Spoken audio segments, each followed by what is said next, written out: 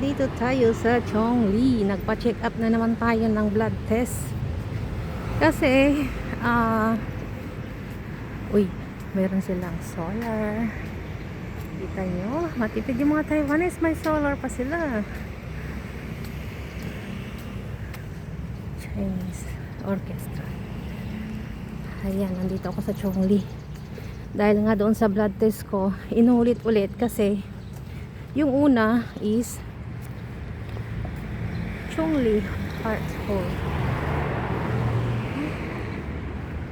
Underground. Ano siya, may fasting yung una. Nagfasting ako pero mataas daw yung sugar. 120 yung sugar ko. Pero hindi pa ako niresitahan ng gamot kasi yung 2 hours, i-check na ulit nila yung 2 hours na kumain ako. Kung meron ba talaga akong diabetes. Kasi nanay ko may diabetes. So, kailangan mo na mag-iwas-iwas sa mga matatamis. Lalo na yung milk tea. Mga any drinks. Any drinks. Ay, naku po, Rodi. Kailangan natin mag-ampalaya everyday. Para ma-reduce yung sugar natin. So mamaya bibili ako ng ampalaya sa may palengke. So nandito ako ngayon sa park, sa Chongli Park. Malawak din siya. Ayan o, sino kaya yung mga estatwa dyan? May mga homeless din dito o, naninirahan o. Ayan, marami ring homeless dito guys sa Taiwan. Mga hindi nakakabayad sa renta. Kasi pag dito talaga sa Taiwan, mahal yung renta ng bahay.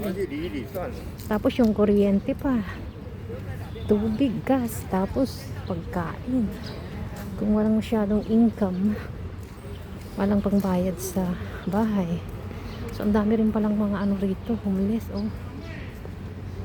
Pero yung mga homeless dito guys, marami namang tumutulong. Mga NGO tsaka government, libre yung pagkain nila, kaya no worries yung mga homeless dito, kumakain sila. Ang problema nga lang sa kanila is andito lang sila sa labas, walang bahay. Ay naapo. So may PX Mart doon. Okay, ito lang pala yung ano, part ng Chongli. Ayan o. Uy, ang lalaki ng mga camera rito oh.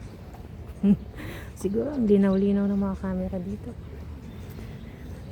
Ay, naapo Diyos. So may basketball court din doon sa bandang area. Nagpapaaraw lang ako kasi oh, may ang estatwa. Malaking figure yan. Kapag nilalagyan ng estatwa guys, well known siya, VIP. Parang sa atin, nibigyan natin ng estatwa yung mga matataas na tao tsaka mga heroes natin. So ito yung part lang ng Chongli. Ay naka po, Roddy. Wait, matay yung halaman oh. Pero magsisibol ulit siya. Pine tree pala siya. Ang daming nahulog oh. Mga bunga. Ito oh. Matigas yung ano niya, bunga niya. So ganito lang pala siya. Yung area, maraming puno. Sa Taipei maraming park. Itong Chongli is part siya ng Taoyuan. Outside Taipei na yung Taoyuan. Hindi na. Ay, hindi. New Taipei pala to. New Taipei siya. Part siya ng New Taipei. Taoyuan. Ang Hsinchu na ang outside Taipei.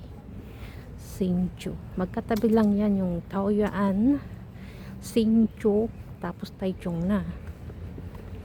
Taichung. And then Yunlin, Changhua, tapos ano, China. Chai, Tainan, Kaohsiung, Pingtung. Yan yung mga malalaking probinsya. So ito lang pala siya. Mayroon ding creek dito. Tubig.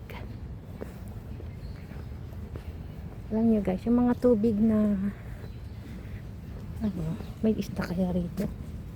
Kasi binubuhusan nila eh ng mga isda. Wala. Ano lang to, dirty ano siya. Walang isda. Ibig sabihin, marumita. Marawing creek to, kaya hindi mabubuhay yung isda. Kasi yung mga creek na malinis, pinubuhusan talaga nila ng isda, yung tilapia. Tilapia tsaka karpa. Kasi, karon talaga yung mga Taiwanese. Pang emergency daw yun.